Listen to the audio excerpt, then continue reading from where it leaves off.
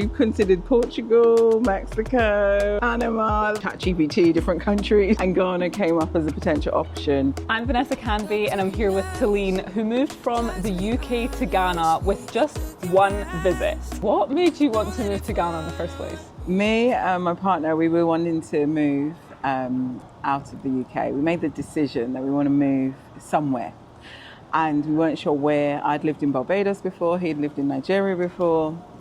And we had no real preference of where to go other than somewhere that was hot. I wanted something that was, there were things that were accessible. So living in Barbados is a very small island. You'd fly to Miami back and all that. I didn't want any of that. I wanted to be able to get what I need on the ground. So we started to just kind of Google ChatGPT, different countries, and Ghana came up as a potential option. So yeah, we came and checked it out, and wow, now we're here. So I guess, yeah, taking it back to like you wanted to leave the UK. Why did you want to leave the UK? But Michael, my partner, he wanted to leave for a while. He'd been like, let's leave the UK. For me, I never saw myself fully in the UK. I lived, like I said, in Barbados years ago, before I even had children and even was with him. And I moved back to the UK as like a pit stop. So I wasn't meant to be there, but I met Michael, had 2 children, and was like, okay, now the UK is it. Probably the best place to educate the children. And then over time, I started to think that maybe there was a better way to raise our children, where they could see themselves more, where they just a different way of learning. My eldest is very creative. I just felt like he could be nurtured a bit differently and exposed differently into life. So that was when my mind started to kind of just open up a bit more as to actually we could leave the UK. We also work remotely, so we have nothing that, I don't think anyone has anything that ties them down, but we could, I guess, navigate it a bit more easily of like, we're not tied to anything. We're not chained to anything in the UK. Like if we want to move, we can move. And so that is what started to open up my mind about it. And like I said earlier to you, you know, my father passed later on last year. And again, I just started to reflect on life a bit more, changes in the UK. So yeah. Also, I had a friend that had moved to Mexico, and I was like, oh, I could move with children. She'd moved with 3 children and a husband. And I was like, yeah, you could move. It's possible, yeah. So there was the opening up of like, let me look into other people moving. And that's when I found you, actually. Oh, amazing. Thanks. Where is your heritage from? Yeah, so my family background is Jamaican. Okay. So my dad's born and raised in Jamaica and then went to the UK. My mum was born in the UK, but her parents were born in Jamaica. And then she was UK. So I'm fully Jamaican in that sense, but raised and grew up in UK, London. And was Jamaica ever on your list? No. So that's interesting. So it kind of went on the list and then went off. Went on the list a little bit because some family there, but I'm not close with any real family there. Okay. But I do have someone that I know really well in Jamaica, and she was really trying to sell it to us, like, Jamaica is where it's at, just come, you know.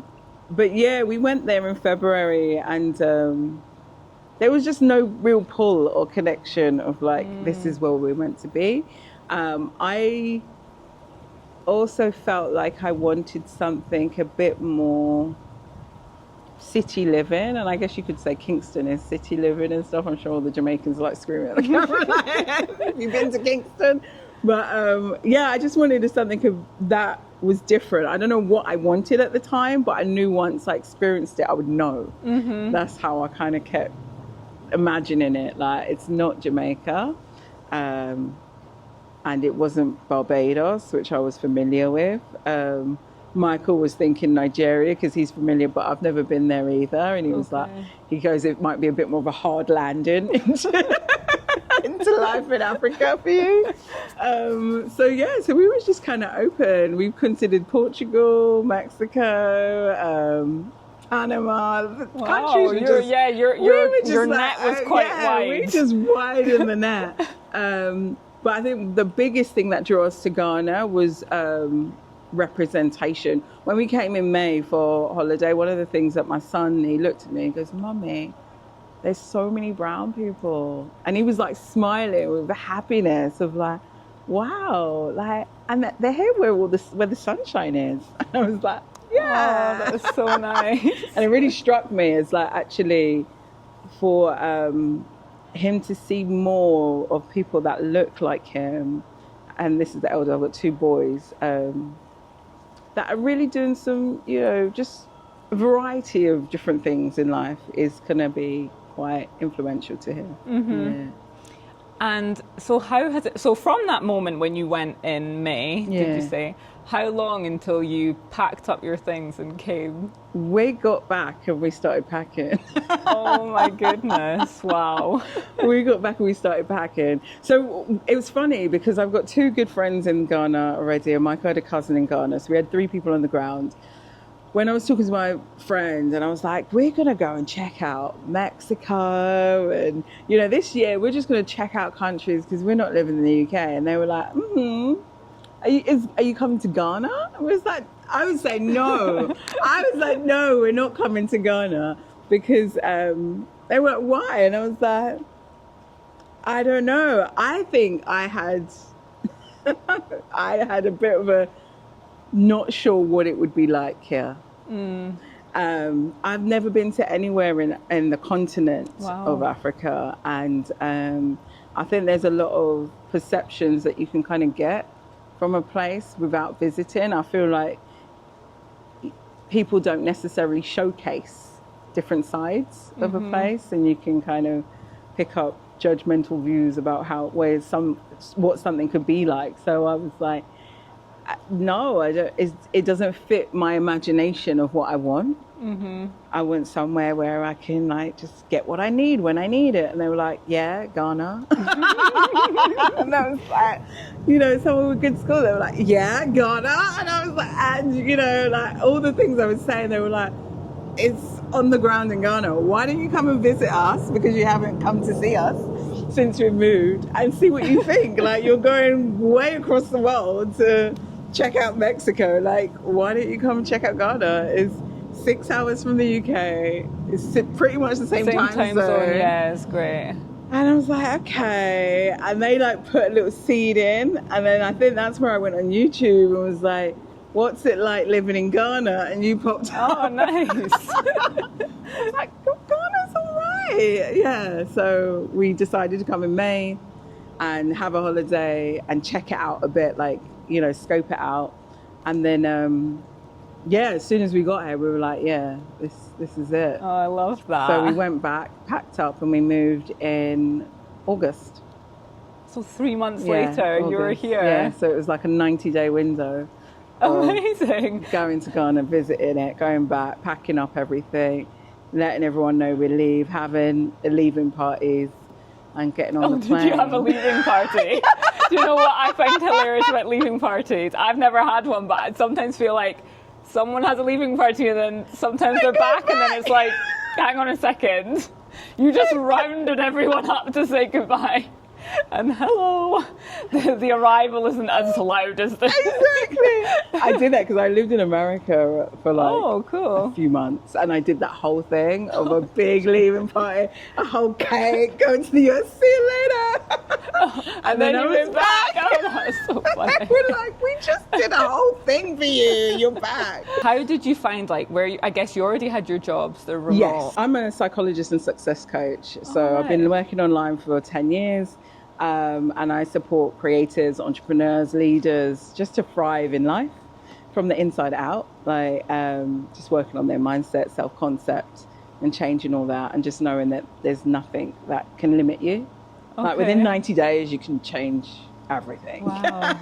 as you showed. Yeah, you're the living example. Yeah, so that's what I do. And then Michael's in the music sector, and he does business development in music. So yeah, we're remote in that sense. Oh, cool. But that was So do you own your own businesses? Yeah. Oh, right. Oh, wow, amazing. So it's not even like you have to. So some people's remote jobs, I know someone that lives here. Yeah. They might say, oh, you need to come to the office in 2 months, No. a month, and then they have to fly back, and then you know. So yeah, that's so great that you're just your own boss. You can do whatever you want to do. Yeah. I mean, the dream. Exactly. So I do an annual retreat, which typically was always in the UK in October, and I just like cancelled that. See you next year, guys. But now you can and do they it were here. like, yeah, Ghana. So they were all like, Ghana. Oh, that so is I've got to great. work out how to do that here. But yeah. So how did you figure out like where to live, what school, and you know the sort of logistical things? Yeah. So schooling was interesting actually because I knew moving, we still wasn't sure whether we wanted to homeschool or actually have a school, because that was part of the thing. We wanted our child to just be able to move a bit more creatively and just have a learning environment that suited him, and we just felt like there was more he could flourish in. So homeschooling kind of came off the table quite quickly because Michael was like, he's not involved. But two, I felt like it would be a lot of pressure, even though I've got quite a network that are business mamas and they homeschool, which I'm like, hats off to you, like amazing. So they were always saying it's possible. Like even if you're going to kind of take the reins, like you can do it and run a business, but I still wasn't convinced. But I was open to exploring it. The homeschooling on the grounds of Ghana just felt like it was a little bit limited. I noticed there was a few people homeschooling, but like not as huge as other places in the world. So started to look at private schooling in Ghana, where just generally, I think one of the things also in the UK, like just about schooling, is we didn't look at like curriculums and like style of learning and those things when we were choosing our school. Our eldest went into school that goes from age 3 to 18 in the UK. And we was just like, yeah, this seems like a great place. Like, let's just pick this one. But we didn't go deeper. I think as new parents, we were just like, everyone seems happy. Like, but we didn't look at learning styles. I think as he got older, we were thinking actually maybe curriculums and things like that to take into consideration. And a friend of ours said that. So once we decided that actually we wanted a certain type of curriculum, that like took a lot of schools off the table for us. All right, okay. And then narrowed it down to quite a selection. And then and then it was just literally like looking at them and seeing what we felt. Okay. And it just matched up. Oh, quickly. amazing. Yeah, so that's how we kind of thought about schooling, class size, curriculum, happiness, cleanliness. Yeah, those are the things that we took into consideration. And in terms of like where to live? Yeah, so where to live, we were like, we want to be close to the school because I heard about Ghana, Accra traffic. Yeah. And was like, you don't want to experience that. So we was like, okay, we need to be close to the school was one thing. And then close to like shops and places to be. So that was we don't know Ghana. Like none of us had been to Ghana, so we had no real like, don't put us here, put us there. But we did hire a property specialist who took us around when we came for a day to show us different areas. So they took us to like cantonments and airport and all different places, East Legon and all the different places to kind of show us around, show us what properties would look like. Because when we came in May, even though we were coming for a holiday, we also treated it like a scoping trip. So we did one day where we would look at properties and one day where we would look at schools and then just had fun. Oh, so nice. That's how we narrowed it down to homes. And then like looking at things like what we need of like our biggest concern, or my biggest concern, was I work online like all the time. You need good internet. So I need to be able to continue to work online. I need to be able to live somewhere or be somewhere where internet's not a problem. Yeah. And that was a bit of a concern because I have a friend here. She was like, yeah, it's fine because I've got like 2 internet providers. I was like, I don't know if Oh I my like gosh. that. I don't know if I want to move to a country where I need to have 2 internet providers.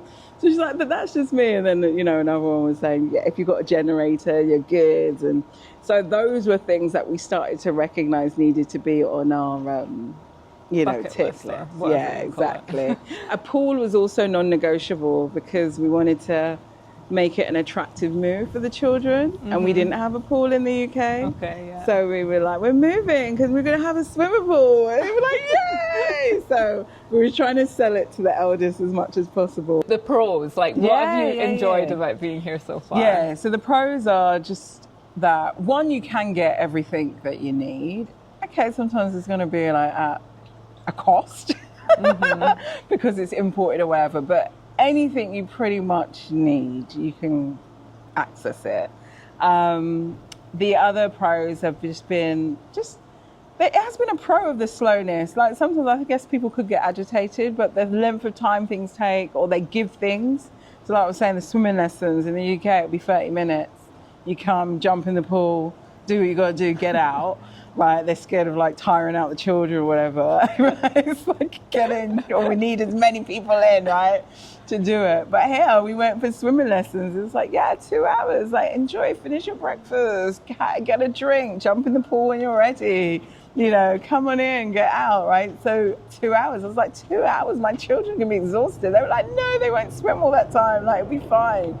And it's just so nice though that they've got that space to really learn. Like in just one lesson, like my son was just improving. In one lesson for me, I was like, I'm swimming better. My strokes are so good, so that was really good. And like even seeing people at the swimming school that they were like, I didn't know how to swim 5 weeks ago, and now they're like, I'm like, I want to learn to swim like you. Like I know how to swim because I learned in the UK in 30-minute lessons, which is probably why my technique's all over the place. But like they were just swimming so good. So I just think that sometimes they give more space to things, which is a positive. But then also, I guess if you're in that kind of London city, hustle, got to fit as many things in my day, you might feel like I don't have 2 hours to just come and be at a pool. So I do think it does take a shift as well in mindset to live somewhere where can be a bit more laid back, chilled, and you're not fighting with time. One of the things I really teach and I'm all about is like the whole concept, I call it calm CEO, but where you're just not running through life like with a scarcity mindset of time, of money, or of anything like that, right? We can change the way we see things to know that there's more. And I feel like there is a bit more of that concept here of like there's an abundance of time. I will arrive when I arrive and it will get done and it's fine, whereas in the UK, like London specifically, where I spent a lot of my life, it's like, no, like how much can we do? Like how do we chunk these down into 20-minute slots or whatever? And it's your just nervous system is just like on fight mode all the time. So a positive here has definitely been that I've just been more chilled and their children have been more chilled, like us as a family, and we just treat life differently. That is amazing. Yeah. And has there been anything so far that you could say is like a con? Yeah, the roads, like, we went on a long day trip yesterday, and I guess like if we was going on a long day trip from London to Leeds or whatever, you got a nice smooth motorway taking you right where you need to go, right? But the bumpy roads of like, that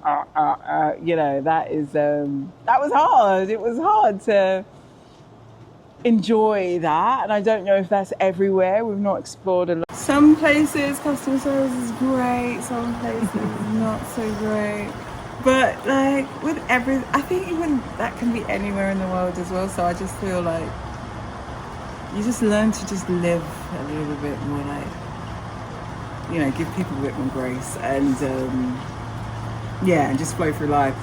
And also the cost of food, I would say, like imported and stuff, there's certain things that you can get here locally, it was fine, but like if you want your kind of home comforts, from the UK, then you're going to pay for the import, right? And so it's just noticing that. But that was the same like when I lived in Barbados, or if you live anywhere where you're not going to get the stuff that you might just easily get in the UK or It's America, not manufactured, exactly like, where in it the is, country. exactly. So that would be what I'd say.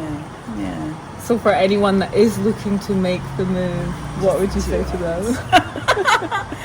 I think it's important to have, of course, like we have both established our careers, so we have finances coming in, and there's so many ways to make finances come in remotely, and again, that's just a shift in mindset, and you can change your reality. But yeah, like just ensuring that you've got financial capacity, like don't just kind of hop up anywhere and like just be like, okay, let's see how I make it work.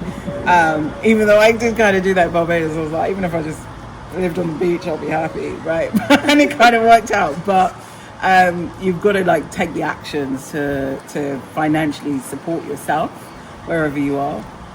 And then outside of that, like just do it. Like you're not tied to anything. Like, you know, even if you've got a mortgage or your rental or your children in school or whatever it is, like our minds will always try and put it off. Like when we decided we wanted to move, we initially said, okay, next year, and let's make it a year. And then I always like question myself, well, like why is it a year? Like why not now? And we're like, well, what about school? Well, school starts like in a few months, like, so it doesn't have to start next year. If we can get a place, it's cool. Or, you know, well, what would we do about this? Well, and when you start asking the questions, it like doesn't need to be put off for as long as you may start initially suggesting it to be. So you can always shorten your gap between where you are and where you want to be by just taking a moment and just reframing it and thinking about different questions to how do you just make what you want a reality now. So that's what I would say. Like if you really want to do it, just start putting it into motion of like, yeah, I get to make it happen. And if your mind says, oh, in 10 years or in 12 months or whatever, what would need to change for that to be in 90 days? What would need to change for that to be instead of 10 years, 1 year? And then you'll just get rid of all of those delay tactics. And maybe it does need to be a year or 10 years, but you'll just be able to ask yourself those questions that support you to make your move quicker. I love that. Well, thanks so much for coming on the channel, and I'm so glad that you know, made that move, you took that action, and you guys are enjoying your life here. Exactly, so. And nothing's permanent. Like we always said, if we come and it was horrendous, like we could go, you know. I think as well, like I've heard from a lot of people that have had children. I think the biggest concern is when you've got children. Other people do say that like with their children, if they've moved around a lot, that it has developed them into a person as well. So I think, you know, sometimes yes, of course, children thrive on stability and all of that stuff, but you're not stuck as well if you move somewhere and you really, really don't like it. So yeah, don't be put off by all the kind of what if this and what if that and what if the next. Like, I just feel like everything's always working out for us, so nothing's negative. Like it could all be reused for good.